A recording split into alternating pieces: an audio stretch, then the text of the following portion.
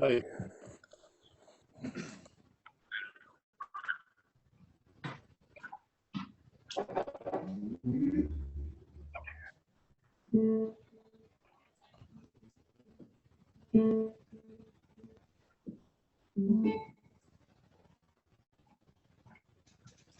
Are we ready to go? Oh yeah, let me mute all too. So go ahead and unmute yourself now. Ready to go? Yeah, mute all too. Well, we're ready? Yeah. All right, well, welcome everybody. Paul, Saturday, I guess wherever you are, maybe it's Sunday in Australia and in New Zealand. Yeah, nice to be here. Anybody new or Anybody want to raise their hand, wave their hand? I don't think I've noticed anybody new. all right, well, let's just start with that basis that we touched on last week. Yeah?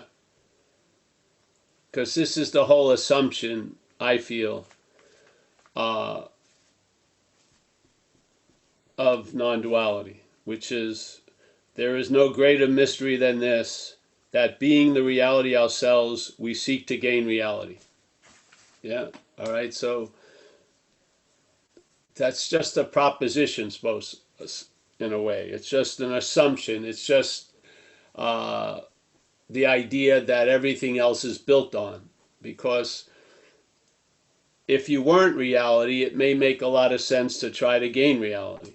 Yeah, maybe you would do better than how you're doing now as not reality. But the fact is, we are reality.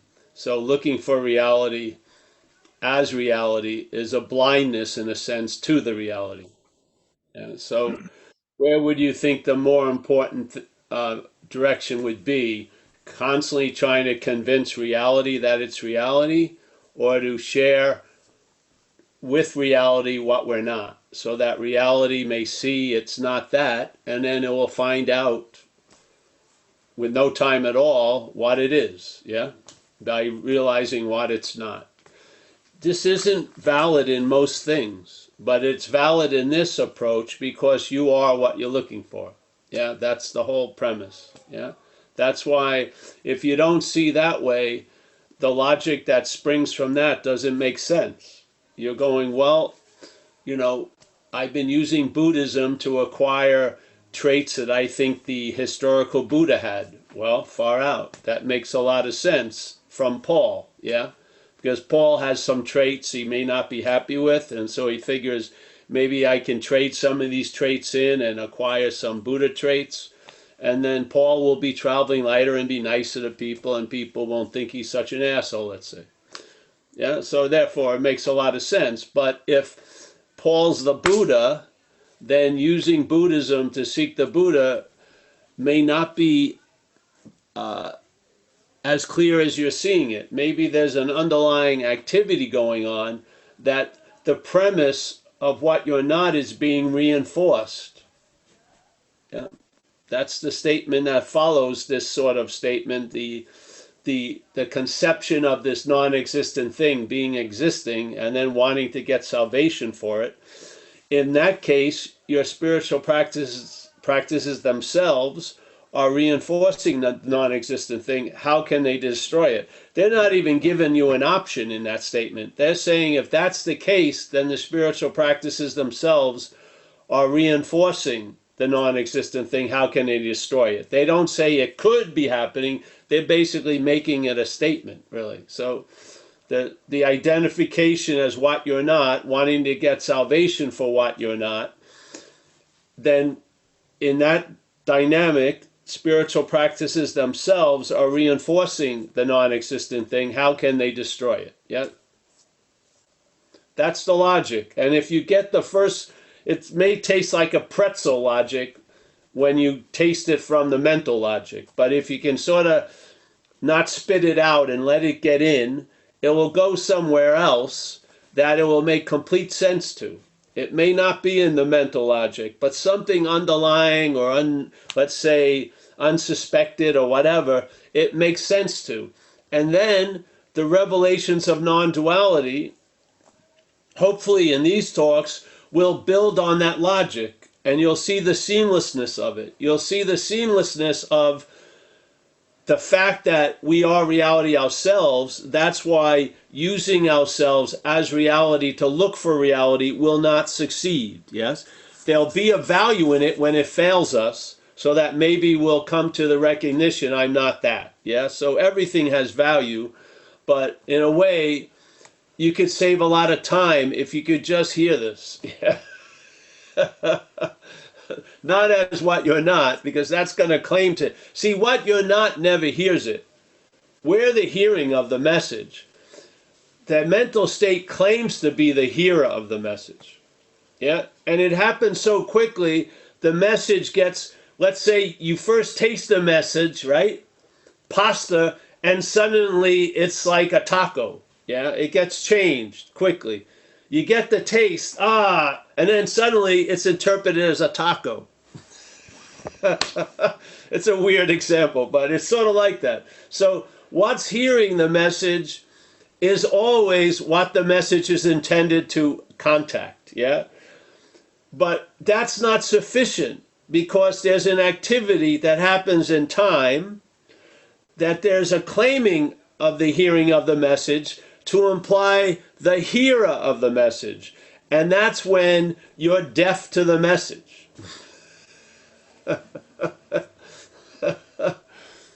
I mean, we can twist it 800 different ways, but that's basically the conundrum in a way. And when you have a clear hit, that clear hit will be claimed, and there'll be a noun put on it, and it will be the you who had the clear hit, which was not what happened. The clear hit actually came from what we are. It didn't come to what we're not. It came from what we are. Yeah, it was like the geyser shot up, and then you witnessed the geyser and you think you did it. Yeah, I'm the one who did that geysering, but no, the geyser did it. Yeah, so the hearing of the message, I have complete faith in.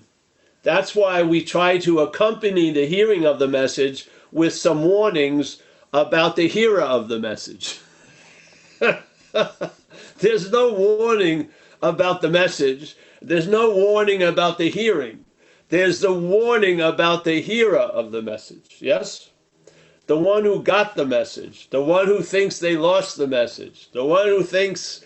There's just the one who thinks, period. Yeah? So the message is clear. The hearing of it is clear. The translation from the hearing to the hearer, it gets lost. Yeah? It's sort of like the lion feels it's a lion when it sees that reflection, but in that little story, they didn't say what happened after the young lion got a hit that it was a lion. It immediately fell back into being a sheep. As soon as the old lion split, it was fucking hanging out with the herd of sheep again, chewing cud. Yeah? This is what needs to... See, the moment you've had it, by being at one of these talks or someone else, it doesn't matter. Somewhere you've had a resonation that is before the hearer. Yeah? You had a hearing that was before the hearer. You had a seeing that was before the seer. You have. We've all had free samples. Yeah? So the message has been heard. Now, what's important is to hear about the hearer of the message and to see that you're not that. Yes? That's all. See that you're not the thinker of the message, the hearer of the message. I'm not the giver of the message. You're not the receiver of the message. Yeah? Just to be clear, at least on some level about that. And then root it back to being ourselves the reality. We can't use ourselves, aka reality, to seek reality. It makes complete sense, yes? If you have the first sense that the assumption is you are reality, then when the warning comes out, you can't use reality to find reality. Oh yeah, that's obvious. I'm reality. It's not obvious when it's Paul, because Paul has been doing exactly that. Paul has been using reality to attain reality. And Paul has a large investment in that activity. It doesn't want to see the truth. First of all, it can't swallow the truth. It can only chew it and make it something else, yeah? What you're not doesn't swallow, it chews it and makes it fucking something else. It masticates it so much you can't even tell what you put in your mouth. Yeah. So I hope, and I have no role in the jurisdiction of what happens after this comes out, but that's my hope, is that we become somewhat clear in the hearing of the message by seeing we're not the hearer of the message, yes? And then there's a living of the message, not someone who's living the message. There's a living of the message, yeah? Which is actually incredibly, it brings a huge atmosphere of acceptance to what the liver of the message, or the liver of life, it sounds like an organ, the liver of life wouldn't be able to accept, because it's determined by right and wrong, good and bad. It's completely antagonistic within itself. Yeah.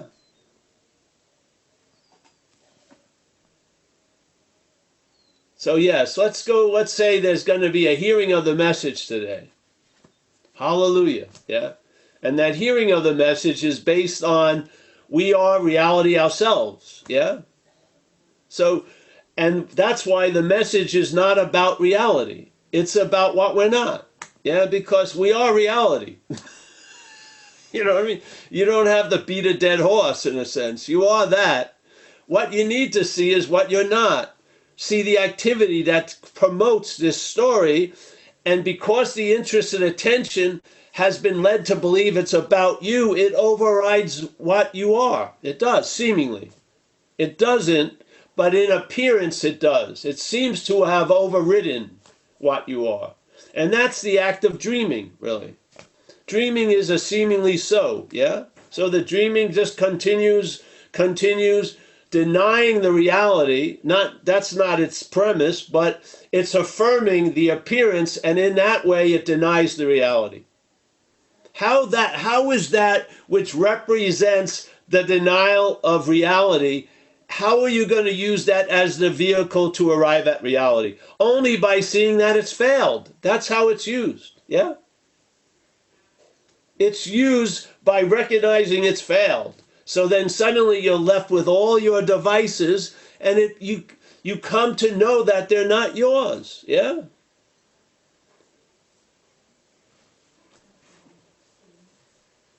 So yes, there you go.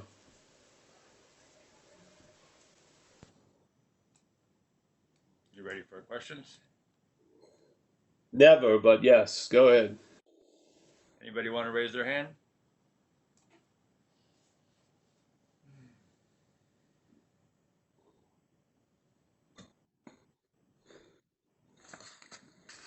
If no one wants to raise a question, let's go back to that thing we read last week also, which I think is really beautiful. Ezekiel raised his hand. Hmm? Ezekiel raised his hand, Well, I'm gonna preempt him for a second. and Walter did too. Well, I'm gonna preempt him for longer than a second. All right, I just want to present this idea, just to have this, yeah.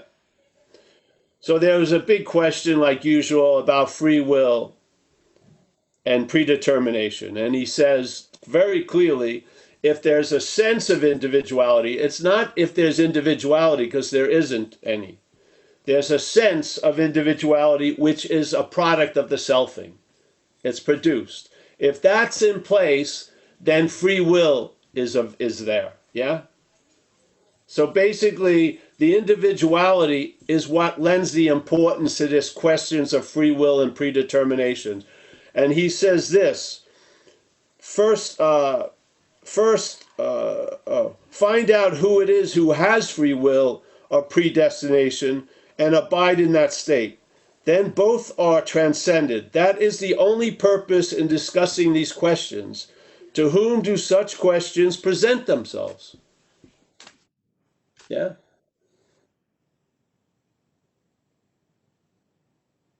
Discover that and be at peace. It doesn't say discover that and now start seeking for peace. It says discover that and be at peace. How could something so quickly happen? It could happen so quickly only because what we think is happening isn't, yes? So when we lose interest in all of the appearances, when we discover we're not that, we're at peace. Like that. It's not like we have to set out on a course to arrive at peace. We are actually at peace. Yeah? And what says that you're not at peace? Does peace inform you you've left peace? Or is it the head?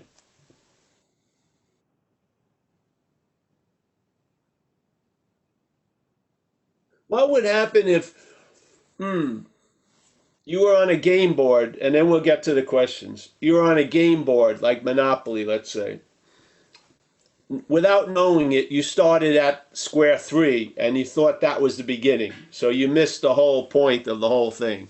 And now, so you move to squares, and values are given in the squares, and debits are given in certain squares, yes? But every square you arrive at, it basically at one point reveals its square zero, let's say, yeah?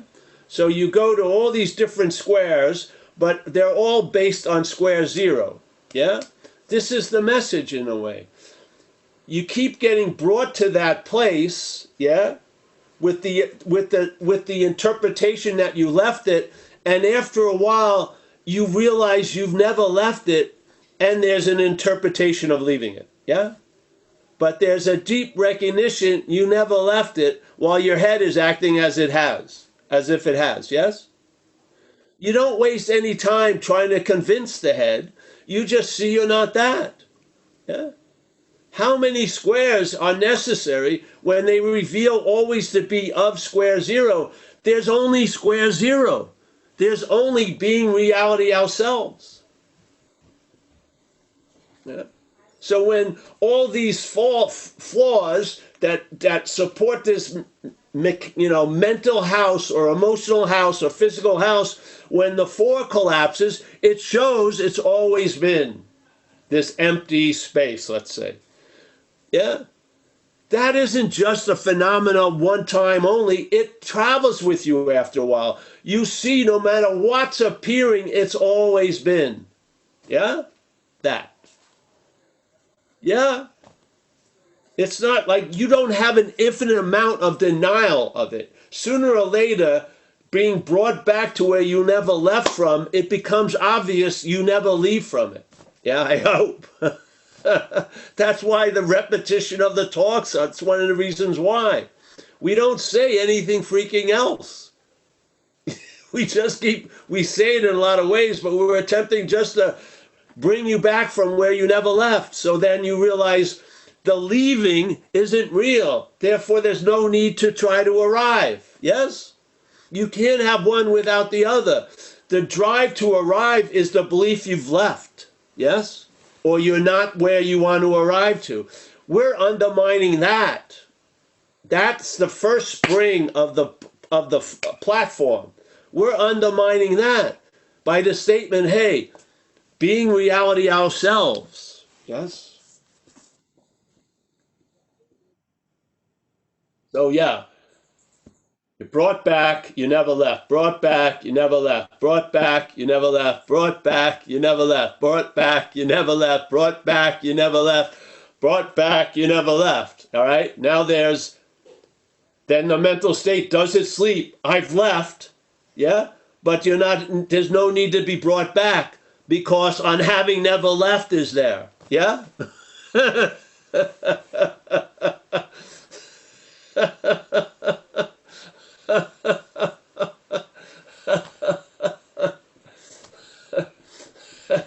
The need to arrive drops, and all the clothes you pack for all your fucking journeys get severely limited. Yeah, basically, this emperor doesn't need any clothes. All right, so there you go. Thanks. I knew it wasn't all out. I had to regurgitate a little more. Okay, Elikio, go ahead. Hey, Paul. Okay, so I'm brought back. I never left. I'm brought back. I never left. So, uh, so, so I'm conflicted because if there is no free will, how can I act or how can I make the Who says movement there's of? no free will? We just said there's a sense of free will when there's a sense Okay, of individuality. so when there's sense of duality, No, individuality. You have a individuality. sense of being Ezekiel. Do the next Okay, right. so okay, I had that sense, but that's just a sense. It's just appearing. It's not real. Is it real that I have free will? This is real. You know, what's real here? Yeah? What's real here? Yeah. What's real here? Yeah. It's about as real as that. See, this message isn't for the action figure. The action Right. programming is it has free will. Yeah? It doesn't come to everything is predestined. It doesn't arrive there. That comes later when it starts reading some books. It grows into having a sense of free will because it's already programmed. Yes? Yes. Yeah. So why try to convince the action figure about that? Just try to by doing the next right thing. Yeah. Okay. And on With that this fake basis sense on of having free will, never left, there's no free will. Yes. with that fake sense of free will. Okay. Fake it till you make it. Well, yeah, because see, if the action figure starts trying to act like it doesn't have free will, it mutates into weird things. You know, you believe you're gonna lay on a couch all day and not do that, or take a giant dose of LSD or whatever. No, everything's gonna go on as it's going on because there's never been a you to begin with. So, so yeah. This So I think it's so I so think a fool's errand to get into a giant week-long seminar of predestination and free will. You got to yeah. question the individuality. That's what Ramana just said. The value of those questions is to use them to question the individual. Okay. So you don't think that questioning the individual reinforces the individual No, I don't. and not more lost now. As long as you see that the individual, the idea of being an individual will be supporting the act of claiming to be the one that's asking the question, yes. Okay. Thank you, Paul. Yes. Thank you. But even in that case, if it's you asking who's you, thank God they'll both negate each other, and that's awesome also.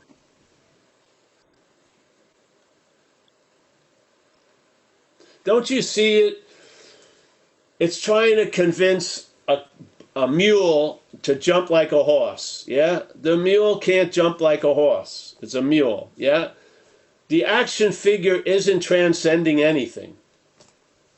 Yeah? It's programmed. It has programming. So you can have a clear metaphysical understanding you don't have free will, yet you'll feel like you're making a choice at Baskin Robbins with the 38 flavors. Yeah? What's the point? Just see you're not that. That's all. Yeah? And then you'll travel lighter either with free will or predestination. It won't matter really.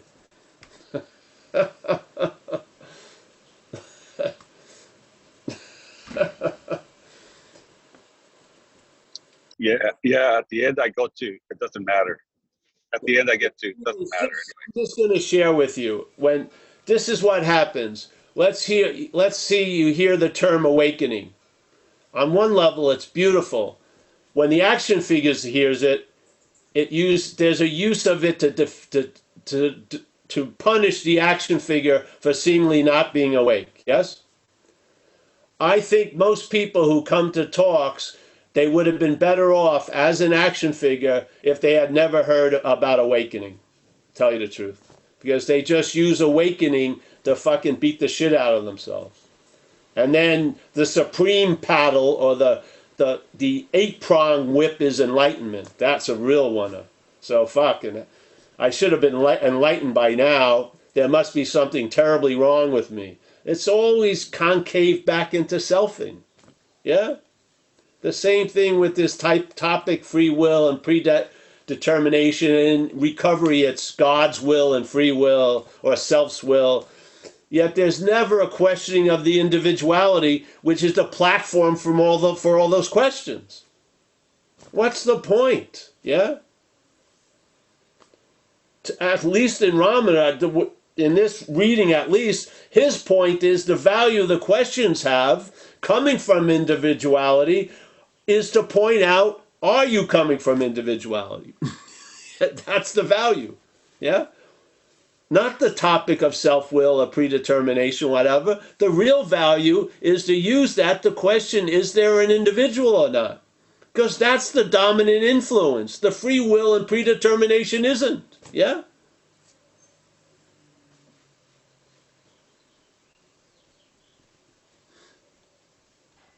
Some people, in some ways, let's say if you're just coming into recovery, you're basically have been living in the hallway of shit and fans, and you haven't had that many skillful means. You're just full of shit, and you're covered with shit.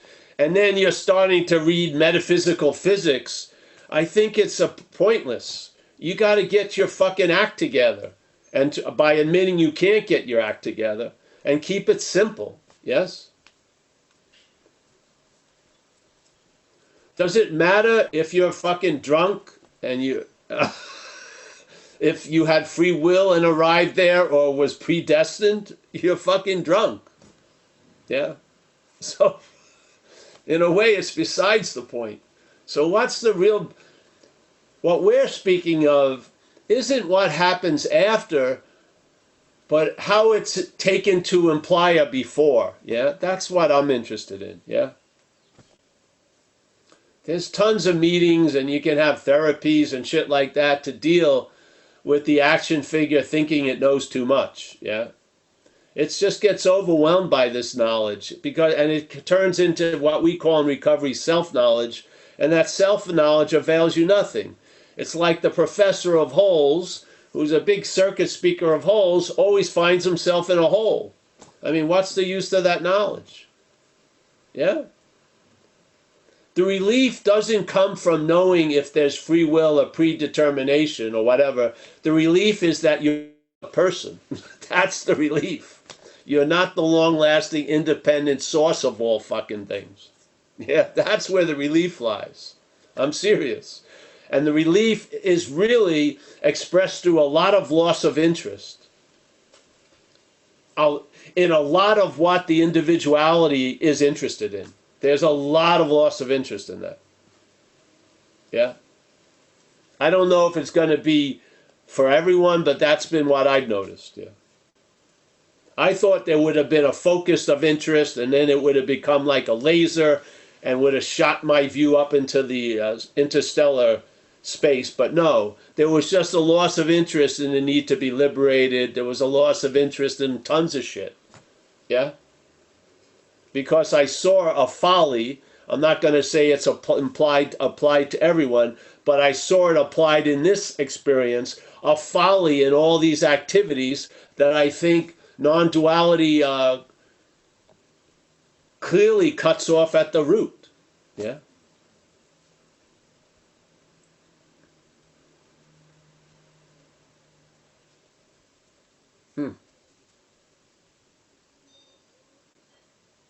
Really, the level of questioning I arrive at is, where are my keys?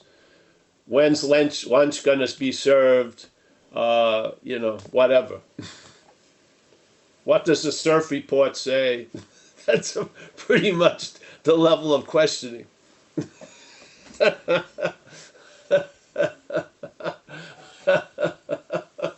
So, yeah. All right, thanks, I guess. Yeah. Thank you. Thanks, Alejio. Walter, did you still want to raise your hand? You took it down. I'm eating, sorry. Oh, okay, no problem. Well, going to comment on the aspect of bringing it back to today. So like being able to get a coffee or a pair of pants, to put that in the context of locality. So like the idea of free will, the value of questioning it for me has been to remove it from the level of, the responsibility for good and bad, and the directions that it takes to like be concerned for other people's salvation, or even in the dreaming of being what we're not, but not accepting it for what it's not. So trying to be what we are, like let's say be metaphysical. So we try to understand everything and think we're responsible for, telling other people it. That kind of non-locality. That's what I mean by locality, right? So the value of questioning free will is like it's okay to be now, and have the quote unquote free will to go get the coffee, to be okay with that free will. So that's been the value of, the degree. I mean, the degree to which I've questioned it. Right. For me, it doesn't go to predestination. It doesn't jump to that. It just means I'm relieved from the idea of free will, and now I can go ahead and have the local experience of free will, which is not so damaging to other people, right? Because it's it's okay with itself. It's okay to like change its mind if it seems to step on other people's free will. I don't blame them, for their free will choice, because ultimately I don't have free will. So that allows me to have very local, free will. But let's just say in this period of time on this Zoom, yeah, we're gonna try to bring in the spirit of what Ramana said, which is this is the only purpose in discussing these questions. To whom do such questions present themselves? That's an overriding basis of the talks. Yeah. So we don't go out into the manifestation and lend more and more importance to that. We go back to the sense of individuality and question it. Yeah. That's just the spirit of these talks. What happens after the talk, before the talk, far out, and maybe even during the talk, but a loose spirit of it is captured by that statement. Yes? The real value in the questions is to use them to look at who is the questioner. Yeah? Because you may be the answer the whole time. Yeah? So I try to stick with that spirit in this little format. Yeah? And we try not to have outside opinions on other things, because we're attempting just to, based on the premise that we are reality ourselves, why isn't that seemingly obvious? And then to share the warnings and the characteristics of an interpretation overriding the living, let's say. So the interpretation of see or seen seems to have a more dominant position than seeing. Yeah? The interpretation of hear or heard seems to have a more dominant in this event position than the hearing. Yeah? That's why we would like to see that maybe why things are the way they are is because let's say the misvaluing of things is dominant. Yes? So that which comes after seems to be more emphasized than that which is before. And this is basically the presentation of non-duality. That which is before stands alone. And let's use that which comes after to question who is that imaginary before, so then the before becomes the new norm, yeah? Not that it isn't always available at all times, but you're living as if that's true, yes? And then a lot of interest that propels a lot of questions is lost, yeah? And there's more, like it says there, discover that and be at peace, yeah. You're in the business of being at peace, so to speak. Yeah. You see how quickly the transfer is? It says, find out who it is who has free will or predestination and abide in that state. Yeah? Because it ain't you. So there you go. Then both are transcended. Hallelujah. Yeah? This is the only purpose in discussing these questions. To whom do such questions present themselves? Discover that and be at peace. Yeah. That's the, like in AA, we have meetings in AA are, the basis of a meeting in AA is love and tolerance. Well, the basis of a meeting of, let's say, quote unquote, Zen bitch slap is this. It's based on this. It's based on we are reality ourselves, and it's based on there is a reality that's not of time, and then there's an appearance that is of time. And to start recognizing what's what. Yeah? Yeah. So in other words, it doesn't really mean that much where my foot lands. It's where my foot rises from. Yes. Yeah. Do I start at that sense of individuality, or do I start at before that sense of individuality? Can I see how that sense of individuality is manufactured? Yeah. And can I see that which is seeing that? I cannot see that which is seeing that, but I can see the manufacturing of the sense of individuality. I think that lines things up pretty well. I think then the horse is in front of the cart. The before is before and the after is after. Things start fucking clearing up. Yeah? It's crazy when the after is before. It's like Bizarro World in the old DC comics. Yeah. It's like everything it's just completely ass backwards. Because really, the mental interpretation is not mentioning the manufacturing, so it doesn't question that which came after. It tries to forget that, and it says, oh, definitely you are that which is before. You as Z, you as Paul. So suddenly, there's all this verbing, and you're the noun. You're the noun alone before all the verbing. This is the mental narration, and if there's faith in that, you're taking that to be true. Yeah? This isn't like, this one little thing is sticking out. It's like a wall of thumb sticking out. Yes? So we want to question the wall, not each freaking thumb. Yeah? Question it. See if it's us. Or are you always there with everything that's been called you? You've seen it. You've seen it not from you. You thought about it from you. You thought you had it from you. You attempted to claim that knowledge from you, but you saw it from what we are. The awareness is the seeing of it, yeah? And more gets revealed, not of the awareness, but of what you're not. There's not more seeing, but there's seeing more. Yeah? We just want to keep, like we said earlier, oh, yes, you're in a state of ready to take off and arrive, okay, bring it back to on having never left. All right, back foot. Just keep bringing it, because suddenly, one of the times when the mental state goes back, you won't. You'll be there. Yeah, you'll see it.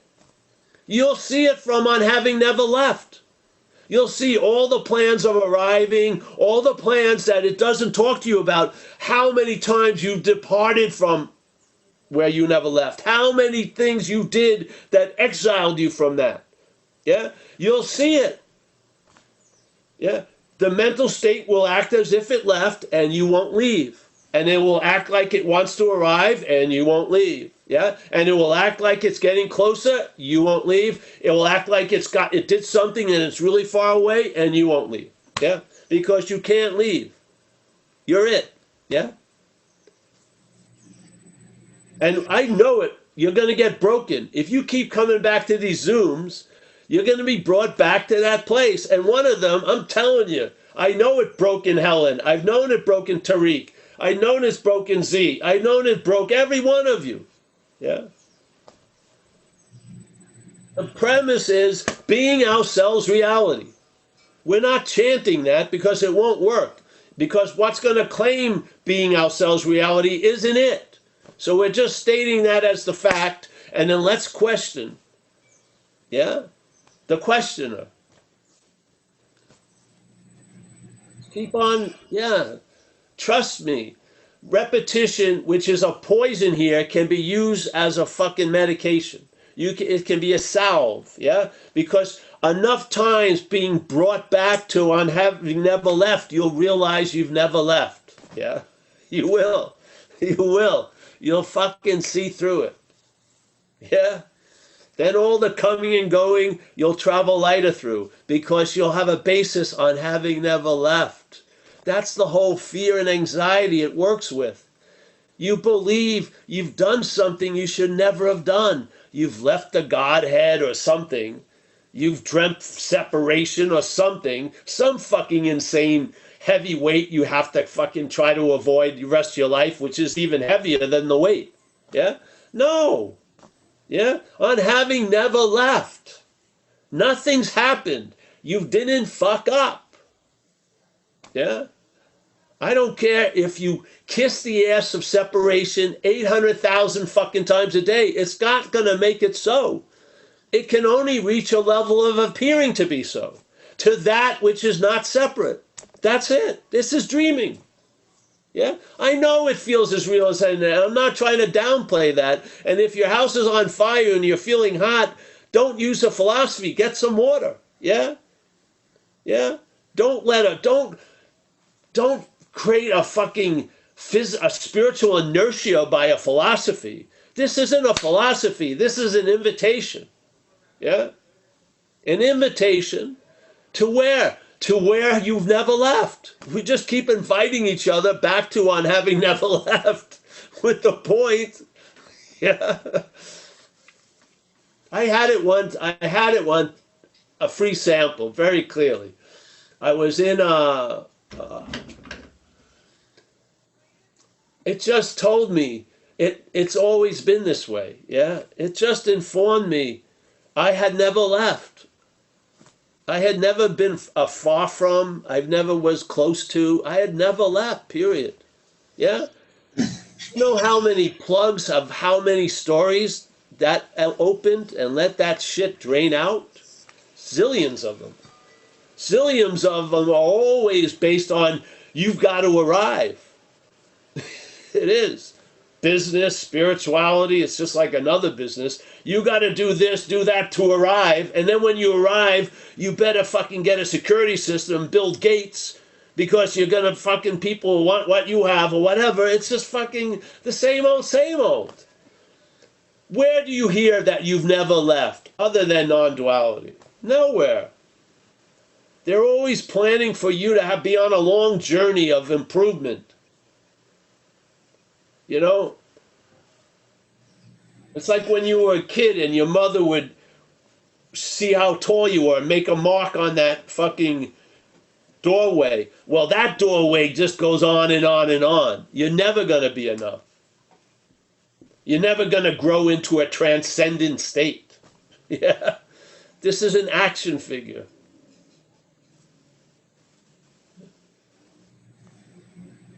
It's already fulfilled its mission.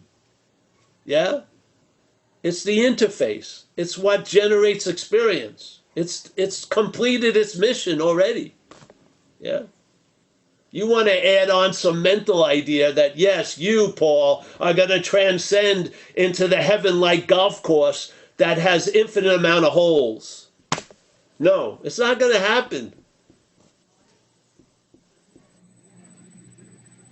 You'll only wear one shoe in heaven. You won't have to put on two shoes. You'll always have the same clothes on, and they'll always be clean. Yeah, you won't defecate or urinate ever again. You'll have your that outfit you thought was your nicest outfit will be eternally worn, and everyone will fucking say you look great. No. What's before, yeah, is what's going to educate you about what comes after. It is, yeah. You'll see blue as blue and red as red from what is before. Yeah? You're just taking something and be blue after. We're just told every fucking thing. But before you know, before acquiring knowledge, there's a knowing. There's a knowing. You have a sense of something that overrides everything people try to beat into you or teach you or shit. There was just something there. And it's never gone anywhere, and it's never going anywhere. Yeah? And it's available. If you are anywhere, at any time, it's available. Because it's not of somewhere, and it's not of time. It overrides all these things. Yeah. So thanks, man. I'm just so stoked I have the privilege to give you some good news, man. Enough is enough. Yeah. If you don't believe that statement, ask who is that doesn't believe that statement. Because it ain't you. That statement, being ourselves reality, that which says, oh, that's not true, isn't you. And that which says, oh, yeah, I think that's true, isn't you. Your reality. Your reality. I don't know what the fuck that is, but the closest I can get to it is by seeing what I'm not. Yeah, that's the closest I've ever gotten to it, is seeing, because I can't get close to where I never left. So by seeing what I'm not, I limit the distance and the time the head keeps applying. Yes? Yeah. At least I'm in the vicinity of here and now.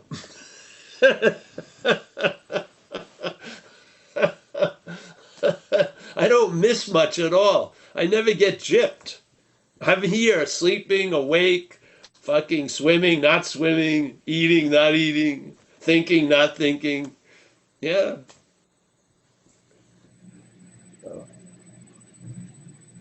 Yeah. All right, thanks. Sorry, I guess. Mike Cerveny had his hand up, but he lowered it. So, but I wanted to acknowledge it. This is a successful day. I'm knocking the hands down. That's awesome. No, you answered it, Paul, by what you just went off on. It was really good. Oh, good. Thank you. Yes. Yeah. Hey, but I do have another question. Yeah. Are you coming out to Great Barrington anytime soon? You're going to be doing some traveling? I hope so. I would probably think it would be later on, because I've gotten into this little doing nothing routine here. Yeah. Got to see, but I would like to. I like Great Barrington. I like the space. Yeah, so I hope to go there. Yeah, that'd be great. Yeah, it will be put out. We will put it on the website as soon as we formalize anything. Yeah. Who's your contact person? Was it like Susan Jameson? Do you remember, or who brought you? No, Vita, and Eric S. and Vita. If you want, I can give it to Mike, or you can send me your stuff, and I'll send it to you. Yeah, that'll be good, because I'm taking time off from work. Send me your stuff, and I'll send you Vita and Eric's phone numbers and stuff. All right. They're the ones that set up New York and Great Barrington stuff. Yeah. Cool. Yeah, that would be great. Yeah, I'd love to. Yeah, it would be nice to go back there for sure.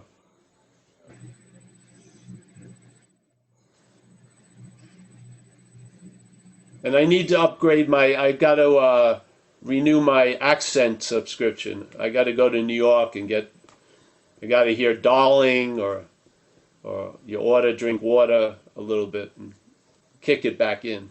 I'm starting Yeah, it's slacking a little bit. Yeah, I know. So it only takes 5 minutes. It's like Evelyn Wood speed reading class. Speed accent. Go to a bagel shop, I'm inundated with it immediately. Yeah, it's great. All right. Yeah, bro. Yeah. So send the information. Send it. I'll send the information. All right. Yeah, thanks, Paul. Yeah, you're welcome. No other hands up. Anybody want to raise their hand?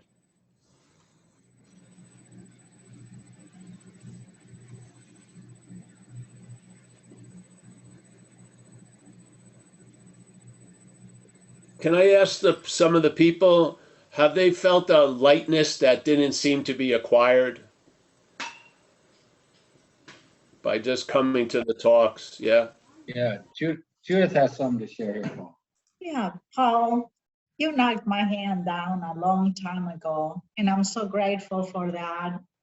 The message is just flawless. It's beautiful. I keep coming back because it's just such a beautiful place to be at. Thank you so much for creating this Zoom and for Mike being in it with it. So,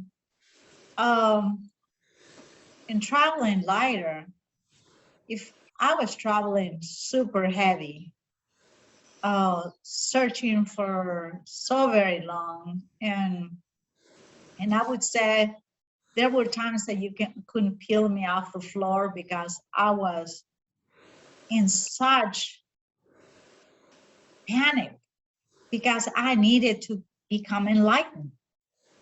My life is a really good life, and I'm a person that likes to be organized about everything. So it wasn't my life per se that created this panic, but it was this calling that was just infernal. And the message that comes through you has subsided all that. I'm such a happier person. I'm so patient because I know now who everybody is, and that everybody's just doing their thing, and I'm just like allowing people be more themselves, and it allows me to be myself. Yes. So I would say 100% traveling lighter compared to the junk I was in for so long. So thank you so much.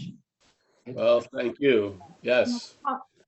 I just want to jump in while I got a quick chance, because in the beginning, I had a lot of questions. You know, the whole recovery thing for me is such a long road. It's intense, and I won't bore anybody with all the recovery I went through, seemingly against my will. I did not want to be helped. I didn't think, but people didn't give up on me, mainly my parents, right, at that time. And, you know, and then I caught on to the spiritual thing, and I was just, like you said, I was so addicted to the spiritual that I just couldn't get enough, and I just freaking read and just ate. But I didn't talk about it too much. It was real personal. But like my ex-wife said this to me, and it hit me really hard. She's like, "You've been reading spiritual books and doing this for 20 years." And she goes, "And you haven't changed one bit," which just, you know, so that was a kind of a compliment, actually, of some sorts. But I mean, there was nothing to do. There was no, and then, so when I started listening to you, I was so in so much seemingly pain that it just, when I saw it just a little bit, it just became hilarious. Like, and I get hilarious when I listen to you speak. It just keeps coming back. It just keeps hitting me, as just strikes me as funny. That's all I can say. And life definitely has gotten a whole lot lighter for me. And I do appreciate everyone in the squares here, and especially you, Paul. So thank you. Well, we appreciate you guys greatly, and everyone. Yeah, it takes all of us to make a Zoom. You're a godsend. I mean, if there's such a thing.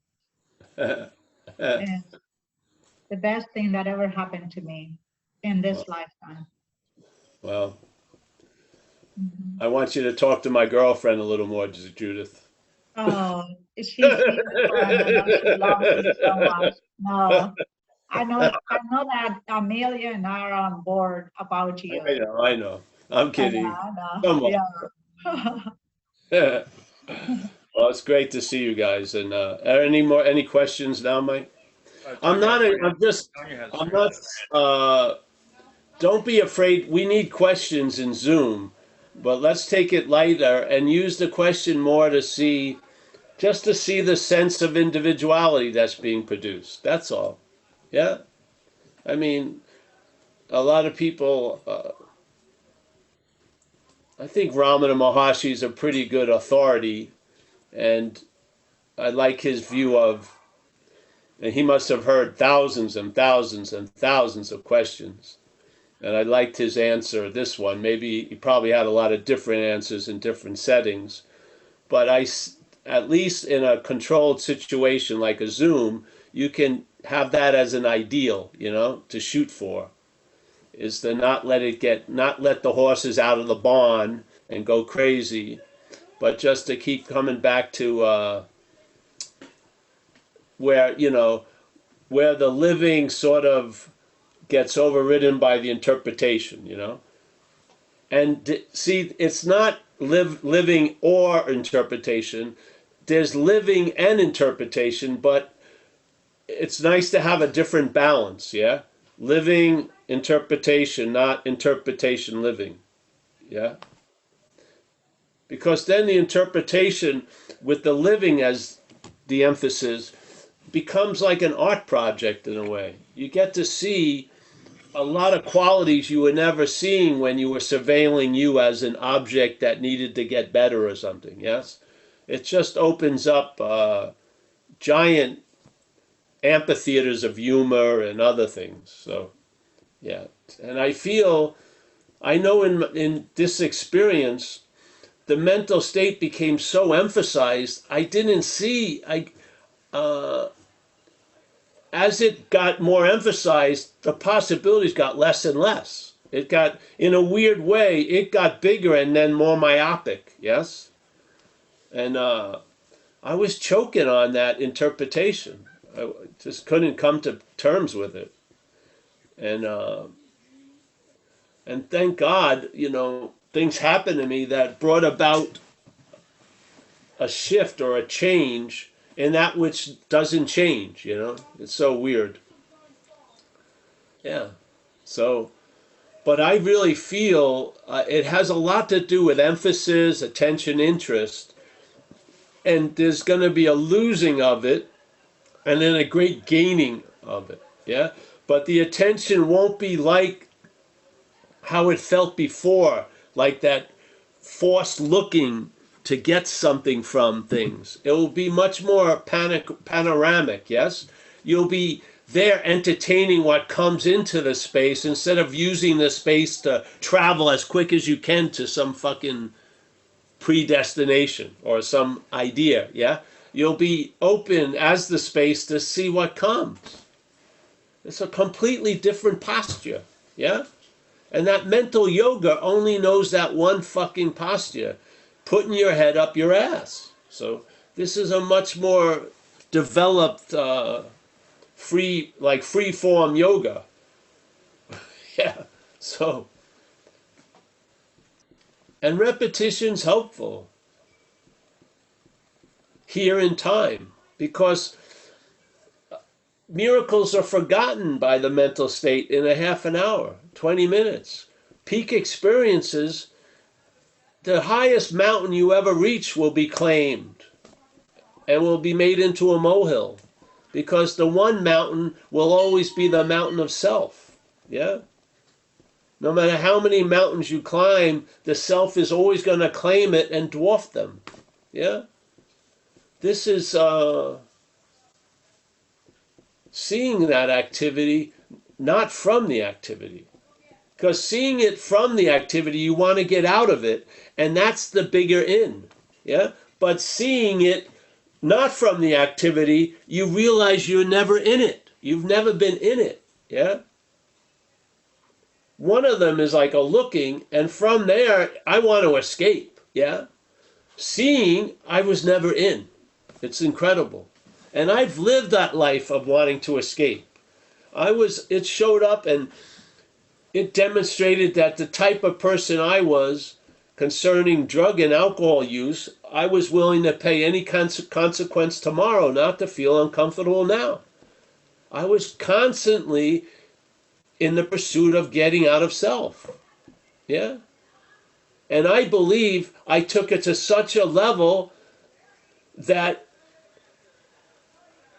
it showed what would be showed if you took anything else to such a level. It showed the fallacy of trying to get out of what you're not in. Yeah. The whole premise of all the escape plans was an assumption I was somewhere and as something that I wasn't. Yeah. Every one of them, all of them had that premise. Yeah. Now, do I want to go through the 8 million doors and find an individual lock for each one? No. I want to see myself before I enter the hallway of shit and fans. I don't want to be an expert of the hallway of shit and fans. I just want to steer clear of it, really. Yeah. And I couldn't do that. And now I do. What happened? Yeah. Come to the Zooms and I'll try to share. Not what happened, but what's always happening. Yeah. Yeah. So I'm really happy for it all. I'm happy the people I met with here, and we get together. It produces a nice perfume. You can even smell it in Zoom, which is amazing. Yeah. And I hope we get to see each other live, really, in a live setting. Again. All right. Well, thanks. Anyone else? Yes, you've got 4 hands up, and poor Walter has raised and then put his hand down again. So Walter, you can put your hand back up. You're not eating. But anyway, Tanya's next. Hi. Hey, Tanya. Hello. I guess I wanted to talk about traveling lighter, and I guess that's why I haven't asked any questions for a long time, because I normally don't ever want to ask any more questions. I just like to sit in and listen and be around everybody. But I have noticed that I don't know what happened or when a kind of shift happened for me, but it was pretty early on where that was looking kind of started taking over, and some weird shit started happening to me. Like Yeah. it was simple, but I noticed now that I like sitting down a lot and just not doing anything, and I'm fine with it. And yesterday, because the restrictions have been lifted, if you have a vaccination, right, you can go outside and not have to wear a mask. And finally, my husband and I went to see some friends, and we met up with 3 couples that we hadn't seen, and it was freaking awesome. Of course, they're all drinking, right? And before, I would get really bored. I'd get really bored because I've been in recovery for like about 10 years now. So I normally with my husband, I'd be like, I can only probably hang out for like 2 hours, and I just get bored. But for some reason, yesterday we stayed out 6 hours, and I was just listening and talking to everybody and just feeling so grateful for seeing my friends again. And I didn't think that I would be interested in that, but I was interested in that. And yeah, so yeah, a lot has changed. Like, interest have fallen away that I've always liked to do. I find myself sitting and just being fine with that, or walking and being fine with that. And yesterday, being able to hang out at a restaurant/bar and being fine with that for 6 hours. I normally get bored in the past, but I noticed that was different yesterday. So, making a long story short, the message is clear, and it's beautiful, and And I feel privileged and honored to like have these meetings, and every day I'm like, I hope a bunch of people show up because I never want to stop doing this because I enjoy it so much. And I thank you everybody for being here. And this has been so awesome. So thank you. Well, it's been great watching you, Tanya. Fantastic, and thanks for your shares. Yes. Thank you. Yeah. Thanks, Tanya. Keith, I think this is Keith Thomas. No, Keith from Boise. Yeah, hey Paul, back again. I'm just sitting here smiling at the idea that when you give up, that you'll have more, that one has more individuality, that one feels like one has more individuality. There's more room to improvise when you give this up. You go, no, how could that be? Well, when I think of my fiercest efforts to be a separate self, or to establish myself and to be recognized and everything, for all of the supposed uniqueness that I was seeking to express, there was a very little genuine uniqueness. It was you talk about the formatting. When you identify as a self, the first thing the formatting creates is a world filled with other selves. So if in that identification, I take a political stand to the world, that means I'm going to have to defend that stand. So it's an immediate set of very limited maneuvers that are possible as a so-called separate self with great individuality. But when you get off that, like you say, you're not routinized in the way that you thought you were free from being routinized. And another funny thing about this, Paul, it's a sign of how much drama goes with being a separate self, that I could actually at one point have identified with a spiritual teacher with a loving gaze and a soft, monotonized tone of voice. And I don't mean any particular teacher, but that somehow was appealing was a sign of how much unnecessary drama was involved in this very limited set of moves that go with being a separate self. So anyway, here's to the great irony of realizing how much freedom you have when you're not in that formatting. Well, when you're not, when that formatting falls away and is revealed as false, everything is possible. Okay. Or Thanks, seemingly Keith. so. Seemingly so. Keith, it's been a pleasure meeting you. Amen, brother. Yeah. Very, very, I can feel the shifts and everything since first showing up, and it continues to be, well, I've just shared what I most recently had to share, and I look forward to seeing you in person when all that becomes possible again. Yeah, yeah. And I may get you out here to Boise. It's far more hospitable than you might think in terms of the environment out here. So when Actually, I like Idaho. I've been there. Yeah. Well, Boise's got a lot going on. And yeah. Good recovery community. Yeah. Yeah, I like it. It's beautiful. Yeah. All right. Thanks, bro. You're welcome. Thanks, Keith. Ekus is next. Yeah, actually, it's Ram here. Ram. Equus is just I logged in through my business account. Blah blah whatever. Equus. I think we're in Rome. Do as the Romans do. Equus. Well, don't you talk about horses sometimes? So yeah, here I am being my horse self. I don't have a question around what you talk about so much. It's more that this kept popping into my head today as you're talking, and it becomes clearer and clearer. About the nature of the supposed individual is to put the cart before the horse. And when there's a seeing of the absurdity of that, everything goes back into a natural alignment, and there's what you're calling traveling lighter. I mean, however you put it. And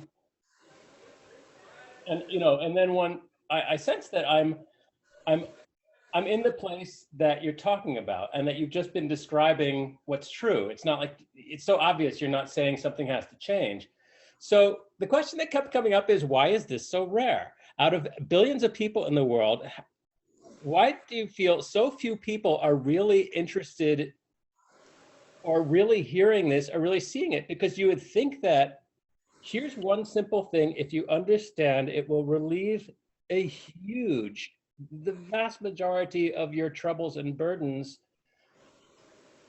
just by understanding this basic thing about the nature of what is true for you as a self. It seems so ridiculously basic, and there's so little interest in it. It's so bizarre to me.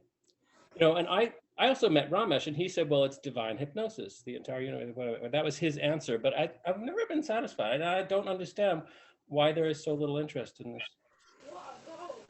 Well, I don't have an answer either. But I don't know, there's a lot of interest. There may not be a lot of interest in this, but there's a whole lot of interest. Yeah. You know what I mean? In everything other than this. Well,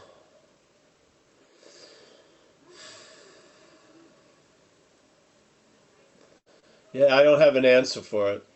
I don't see it as, I don't really believe there's millions of people. There's appearances of millions of people. Well, then there's never an appearance of millions of people. There's an appearance of people. Right now, there's 2 of them in the yard. So, or there, I never seen an appearance of millions of people. But I don't believe this is real, to tell you the truth. So, I feel like dreaming. And so there's dreaming of people. And there's dreaming of people not wanting to hear our message. There's dreaming of a few people wanting to hear the message. But it's all based on dreaming. Nothing ever really happened. Yeah? Yeah. And so, yeah. In a weird way, it's almost like you're in a movie of one and you have a lot of what do they used to call those people in movies? They just stand in, or they just use them for the day to, what? Extras. Extras. There's tons of extras with the the syndicated starring role of Paul being very unique in the billions of extras. No, so I don't know. I don't. That never comes up really anymore. All I see is there's an incessant onness that obviously doesn't have any controls or switch or really has anything to do what's being projected, which that's what I'm appearing as. Yes. So, and but I feel an incessant onness and and a live space all the time. Yeah. So I can't give you an answer. Well, I appreciate that. When you say that there aren't really billions of people, there may be an appearance, and on an ultimate level, there's not even an appearance. And that feels deeply true. Yeah. And I think what you're saying is, in a way, the mind that sees, oh, here's these things that may have some sort of problem or something. Well, actually, that mind is never, you can never actually, it's not real. Yeah. So you can't answer that question in a way, and I appreciate that. No. Well, you can answer it, but it doesn't, yeah. It doesn't mean it, There has to be an assumption of something to have an answer for that. Exactly. I don't have that assumption of something. I really feel, even as the action figure, the action figure takes a lot of things seriously, but there's an underlying real feeling of dreaming. The Course in Miracles really enlivened that for me. When they presented this place as an act of dreaming, not like I'm in a dream or there's someone else's dream. No, I am actually the act of dreaming. That really has fit well over the years. Yeah. So, yeah. And the dreamt is definitely has a lot of levels of pay scales and of what it can know and what it can't know, and it's nice to be clear about that. Yeah, yeah. It's very far out. It's very trippy to, to keep tuning into these meetings because it seems there's just endless, I don't know about endless, but it's the same thing, and it can always be heard afresh. Yeah, because it's now. That's why. And the message of now is delivered in now, and therefore it's always fresh. Wow. Most things aren't. Most things aren't. Most things are old. Most things have time. They're wrapped in time. They're presented in time. They're stamped with expiration dates and shit like that. This message isn't. It's an invitation. And the invitation is now, and the dinner party is now, and you're already at the dinner party. Fucking start partaking. Yeah. You've always been the dinner party. Exactly. Stop reading the invitation and start eating.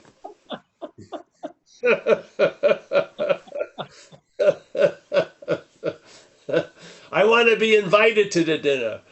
Well, not really. You want the dinner, I hope. Yeah. Yeah.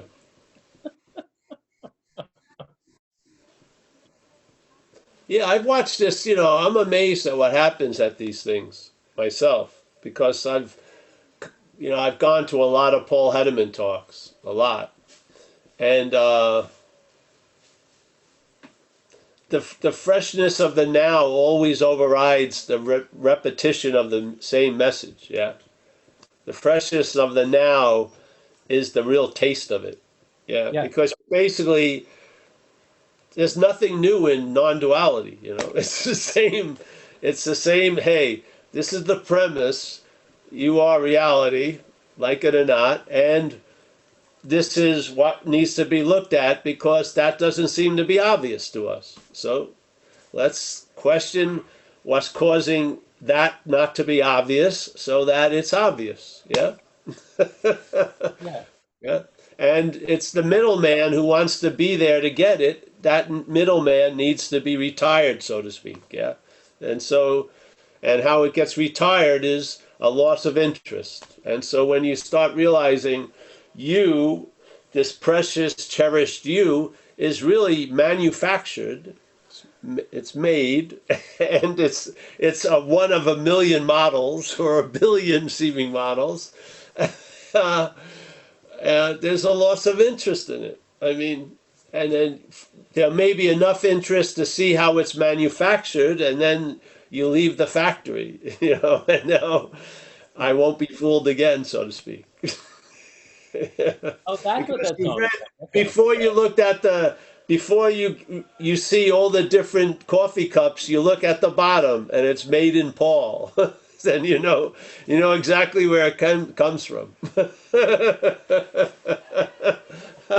Oh, that's a unique one, made in Paul. No, it ain't. It's all the same thing.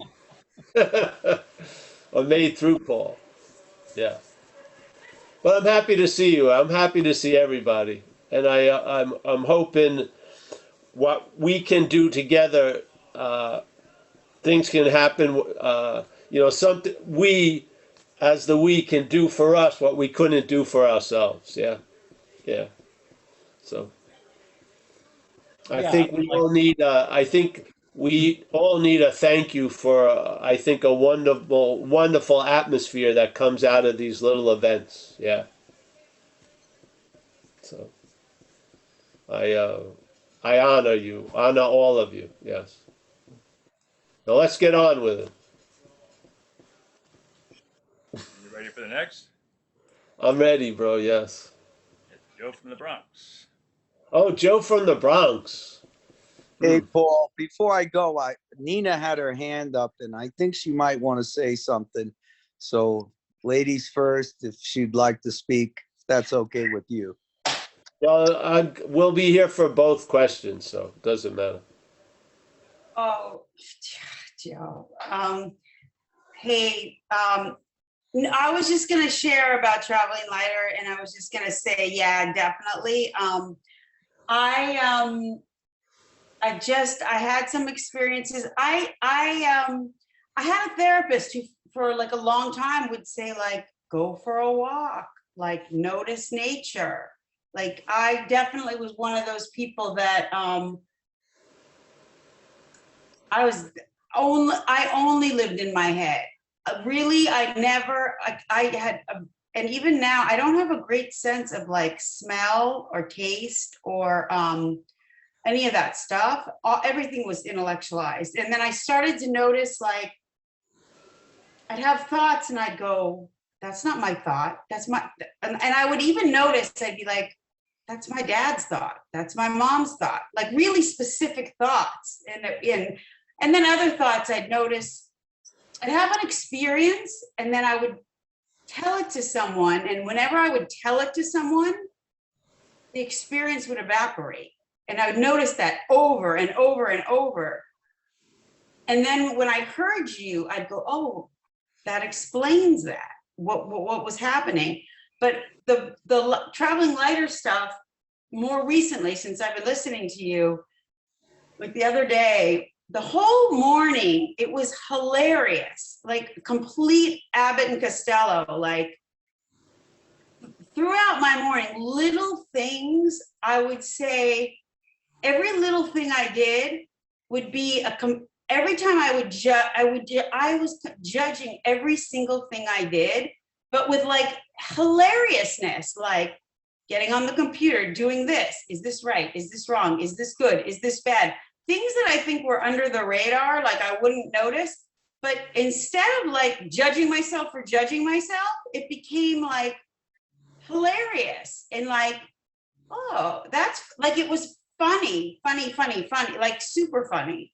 And even I would do this thing where I'd go, I have a cousin who's pretty obese, and I think, oh, she judges my brother's fiance because she smokes. And I'm like, oh, I hate those people who are obese, who judge those people who smoke. And I'm like, I hate those people who judge those people who smoke. And then I'm like judging her for, you know what I mean? And the whole thing, right? And it was just like, oh my God, does it ever end? Anyway. And I just thought, and especially what I love is like, and I've been in recovery and around in recovery for a long time. And I have to say, there's a heaviness in recovery that is just like, it can make it not attractive. It can make it like, why am I even here? Like, yeah, great to be sober, great to be in it. But like, if I want to be miserable, like I get that, why do I want to drink in the fucking first place? Like I want out. Like there's such a joy around noticing the what's actually happening, that so much more freedom at the bottom of it all. And what I'm getting to the point of it is, does, like, for some reason, the way you transmit it affects me over time by listening to this. And I don't know, I guess maybe it is like the Buddha speaking to the Buddha that works, that's happening. And I'm like so fucking grateful. So that's it. Thank you. Wow. Thank you, Nina. Yes. It's pretty funny. It's pretty funny when something's taken very seriously. It's funny. Yeah. You ever see those movies that they actually set off to be a serious movie, but they're funny because they're so bad or something? But the intention wasn't to be funny, it was to be really serious and profound, but it's hilarious. They become like cult movies. People love watching them. But the person set out to make a ponderous, it's hilarious. Yeah. How we're just lathered in importance all day. Just lathering up all day.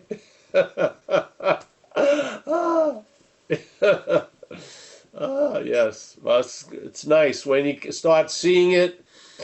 Yeah, yeah. All right. Thank you. Thank you, Nina. All right, Joe. Thanks, Joe Nina. was a. I don't know many gentlemen from the Bronx, but Joe demonstrated a gentleman quality there. Thanks, Paul. Not Nina, noticeable when I'm usually in the Bronx. Nina's a dear friend, as is Raven, who introduced me to these meetings and got me hooked up with Wei Wu Wei and Ramana and listening to you talk about these people and listening to you. So thank you. But I want to share one particular story. I like to go hiking, and I particularly like to hike off trail where it requires a level of attention to notice the terrain. And this is what happens. I'm hiking off trail and I get slapped in the face with a branch. And right then I noticed I was running a narrative in my head at the time. And then it happens again. And it hurts. And it happens again.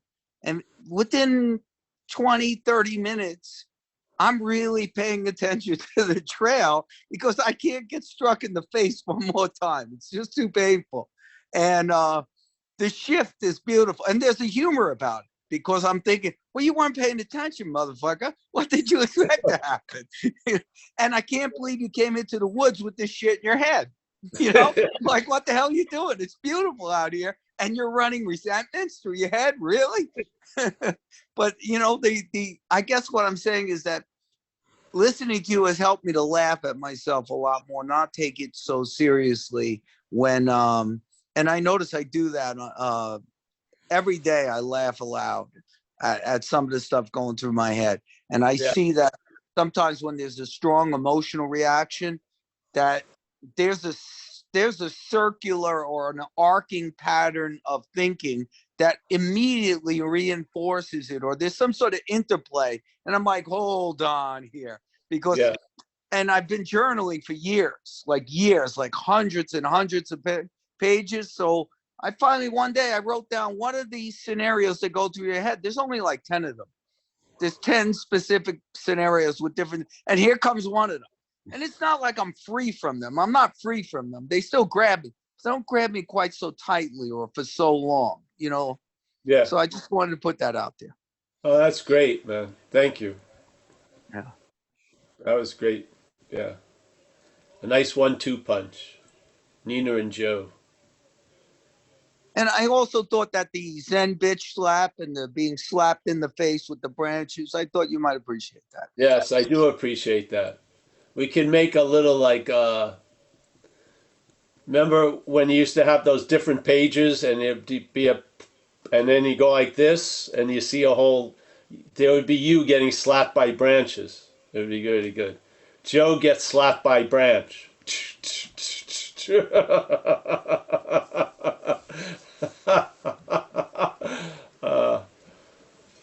See, the beautiful thing is, after all the addiction and shit, I learned that I can learn from the past, and I can learn from myself. I can learn from others now, where before I just had to get hit by the branch over and over and over again.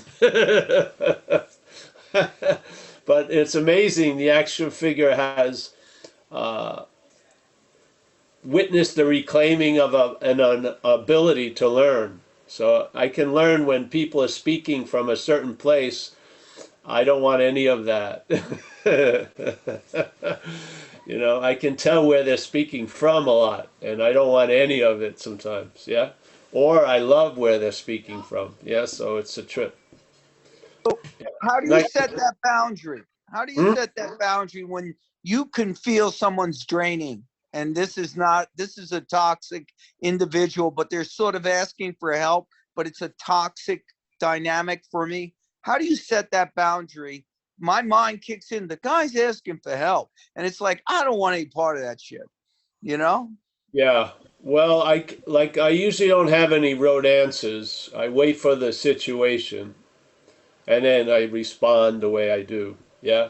So I don't know, but I do know you can put out an energetic thing where you don't attract that so much.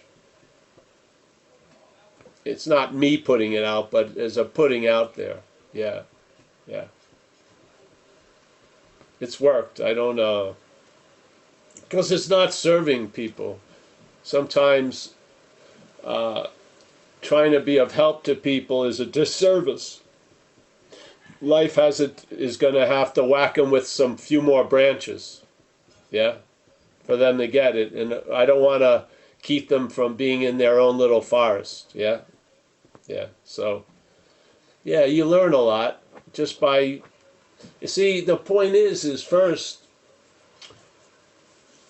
the obvious. You're here now. Yeah, so you're present, and that present allows you to be available, and that availability makes you of service. So in a way,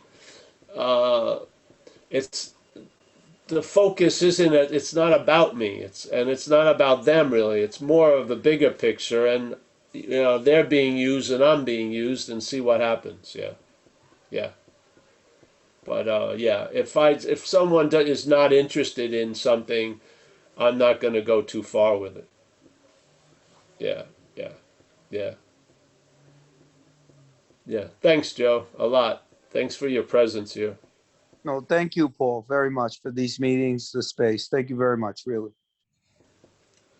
All right, anyone else before we go? Thanks, Joe. And we have Linda. Hi, Linda. All right, this is going to be the last one, I think, eh? And this will be a brief one. It's more of a comment. I wanted to let you know I am traveling lighter. I'm not the same person who discovered you about 5 or 6 years ago, for sure.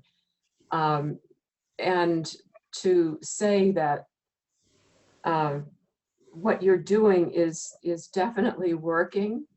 The repetition, it sounds like, wouldn't that be boring? No, every session I get more out of it. And how you answered Ram's question, and I had the same question, why aren't more people doing this? And I thought, well, this will be interesting to hear Paul's answer. And your answer was fucking brilliant. And hearing that would have been very different from how I would have tried to answer it. So all of our questions, everyone on this Zoom, it's just amazing. And we're all in this together. And Paul, I just can't thank you enough. And please keep doing this for a long time, as Tanya pointed out. I don't know what I would do without these sessions. So thank you. Well, I'll keep doing it now, and now will be a very, very long time. Okay. But I keep doing it now. And we're doing it now with you. So thank you. That's good. I like it. Yeah, I like the we. Yes. All right, and all right. We can have one more if you like, if need to. No other hands. Thanks, Linda. Oh, great. Then I'm going to say goodbye. Yeah, yeah. Let me see everyone. We've got Mike. Mike is the bedrock of ZenBitchSlap.com. I hate to know what's underneath that, but he is. Can you hear me, Mike? No, Walter came up. We had a weird echo. I'm having a lot of feedback. Sounds good, though. All right. Mike, can you clean that up? Wait, I'm going to mute off for a second. And you have to unmute yourself. Okay, unmute. All right, yeah. Well, thanks, Mike, for everything. And we'll go to Kerry and Judith, as always. Yes. Thank you, Paul. Yeah. Thank you very much. Tommy, nice to not see you. Just a color. We got Mickey, the matrix of Madeira. I'm getting feedback again, Mike, but it's all right. Ben Clark. See, that's how long it takes for the selfing to kick in. Right? See? It's the right and then the right. Yeah. Whatever. We got to mute it again.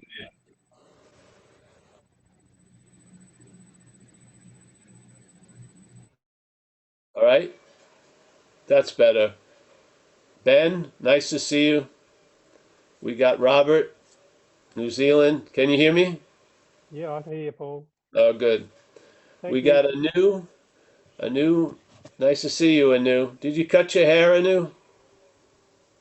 Huh? Oh, yeah, it's behind you. Yeah.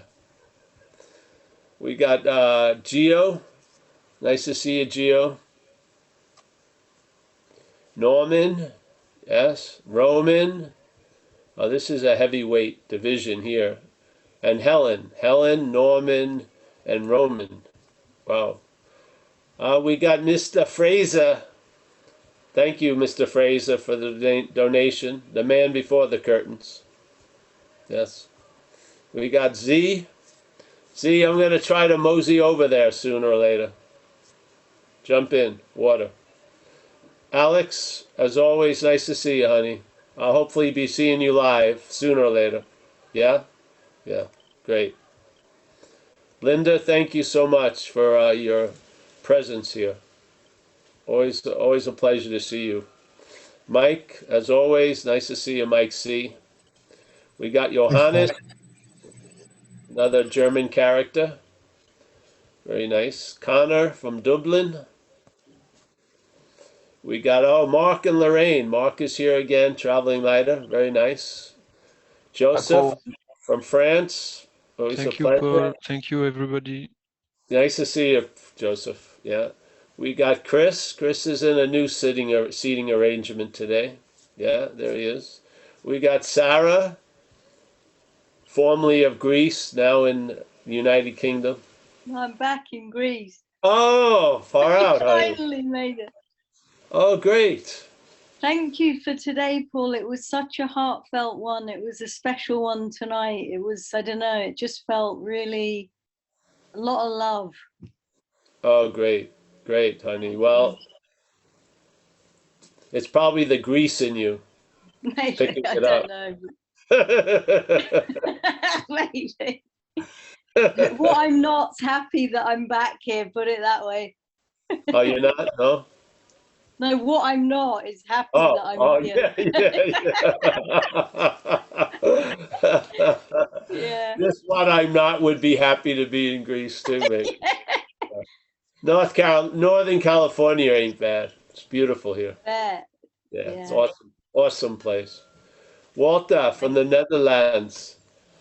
The man who couldn't make a decision. Hand up, hand down, hand up, hand down. That's Walter for you. John K. Nice to see you, John. We got Ariane, and I want to I haven't been individually thanking people for donations, but I really thank everyone who finds it in themselves to donate. I want to thank all of you.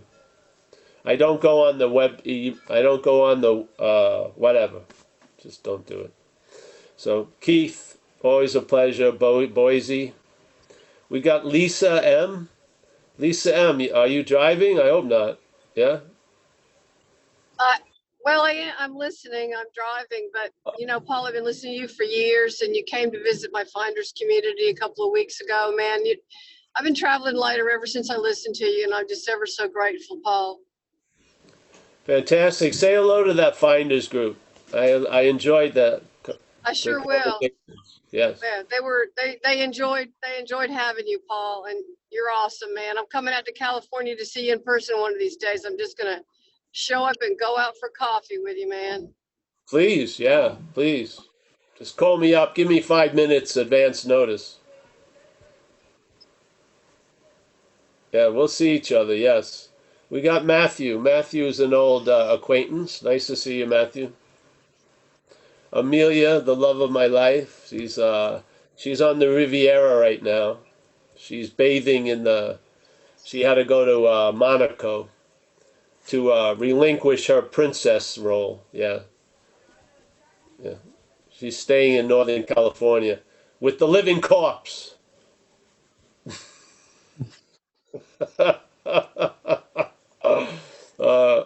David W., our teacher in residence. Very nice, David. Tom. Oh, there he is. Where's David? I keep losing him.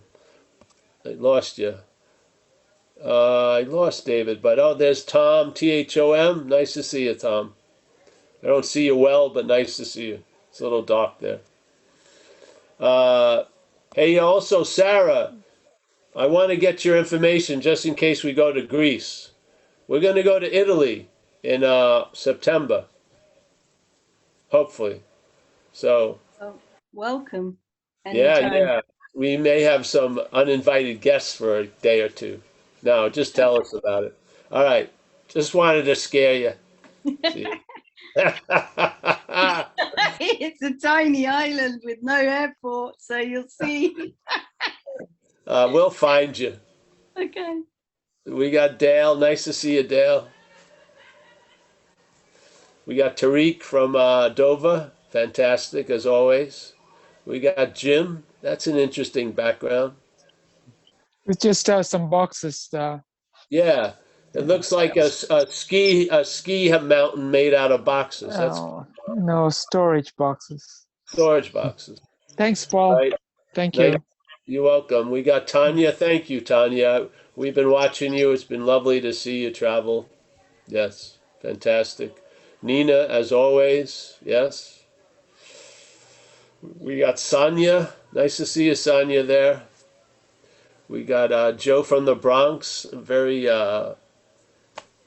nice shares today. Very nice. We got Jim again. We got Keith T again. And Kathy, Eligio. Nice to see you, Eligio. And Amy, another Kathy, Bernard, Kenneth from Vancouver, I guess. Everyone, thanks a lot for today. We cooked up a nice sauce. Yeah. Take it easy. Bye. Thanks, Paul. Hey, Z, I'll call you later, Z. Bye. Thank you.